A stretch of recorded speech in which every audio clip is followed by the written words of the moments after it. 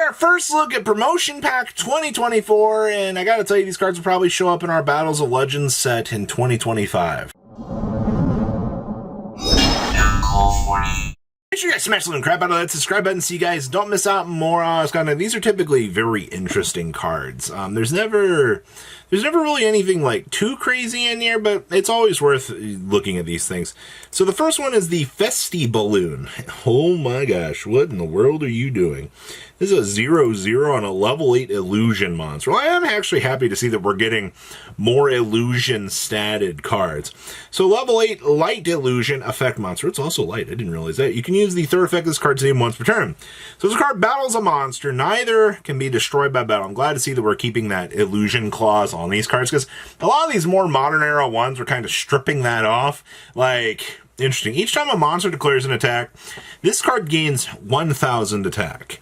During your main phase, you can make this card lose exactly 5,000 attack, and if you destroy all other cards on the field. Okay, so first of all, if I'm getting this thing up to... So you'd have to have this on the field, and it's... Each time a monster declares an attack. So if I attack with 4 little ones, and then this...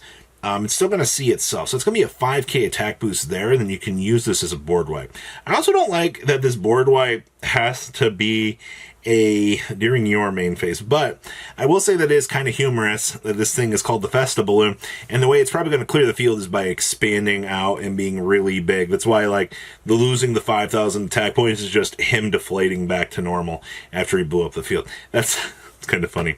Our boy Roadnut down here got some love today as well. This is going to be a new level 1 Earth Beast effect monster with 200 attack and 100 defense. You can only use the first second effects of this card's name once per turn. So during the main phase, quick effect. You can target up to 3 spell and trap cards in your graveyard, banish them, and if you do, shuffle them into the deck during the end phase of the next turn. Now, oh sure, during your standby phase, you can target one of your banished spell and trap cards, or spell and traps, and set it. Now, that is not a bad effect. The problem here, though, is you've got to realize that this card has to stick around until your next standby phase.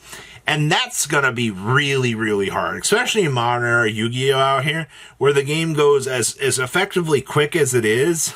Yeah, but it is kind of cool to see that in terms of lore. It looks like he's thinking about storing his nuts for winter, which I think is kind of what we were getting at here with the banish 3 to hide them away for the winter. And then during your standby phase, when you need a nut, you can go get it.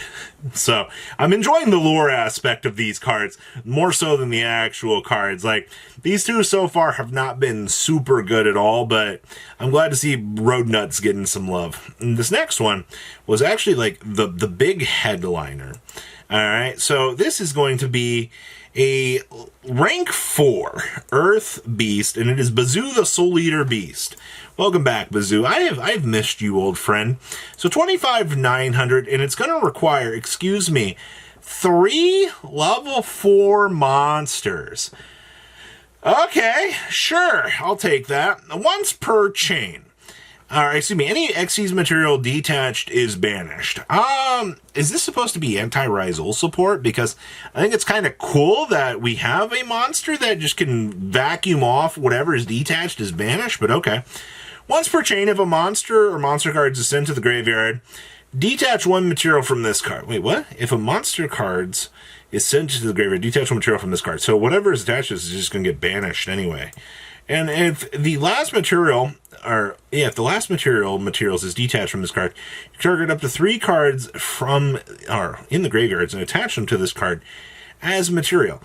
This is supposed to be like it's like a mini walking, talking macrocosmo. So it's going to be every time a monster sends to the graveyard. So if you plop this on the field and your opponent does like 2 link summons, and then you finally hit the last detach on this, you just get to suck up everything underneath this, and you have a walking, talking vacuum going. It's just going to be macroing off the field.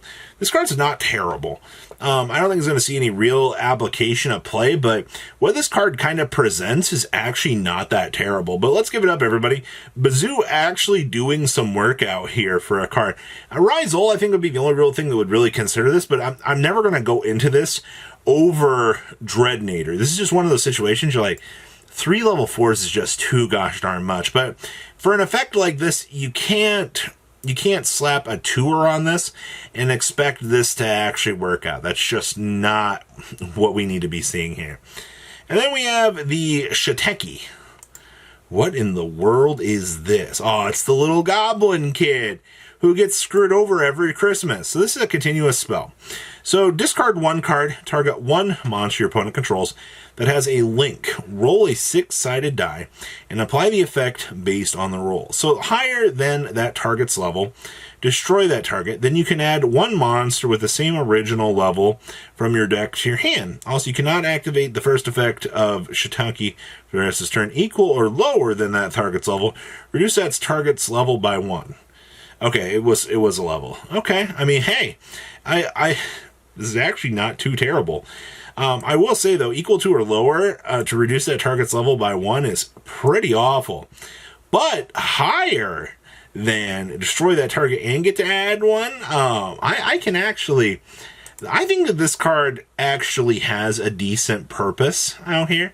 Granted, I mean, I feel like the application you're going to have for this, because this is on a continuous spell card, so you're not going to be able to apply this on your turn, and it is going to take a discard 1, alright? And the worst part is like, if you roll bad on the discard 1, at best, you're just reducing that monster's level by 1, and that's awful, alright? Plus, it has to interact with the opponent.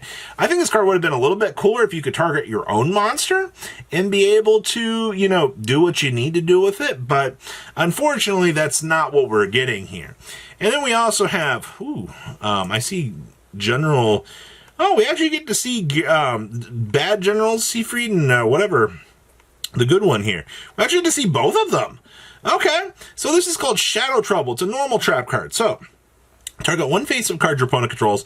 Apply the effect based on the number of cards with the same card name in your opponent's graveyard. So, 1, destroy it. 2, banish it.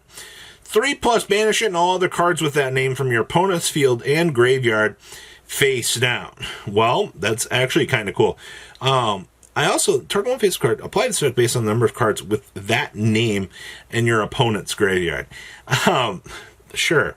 If you somehow have cards that are sharing the same name, it's kind of cool that this is kind of factoring for that. But overall, I think this Bazoo is probably the coolest card that we got out of these. And also the balloon is kind of cool for what it does. But overall, I mean, these cards are just a little bit memey, but that's fine. You got to have some meme cards to keep things going out here in the world of Yu-Gi-Oh! Make sure you guys leave a comment down below, tell me what you guys think, and I'll see your beautiful faces back here later today, guys. Peace. Patrons, thank you.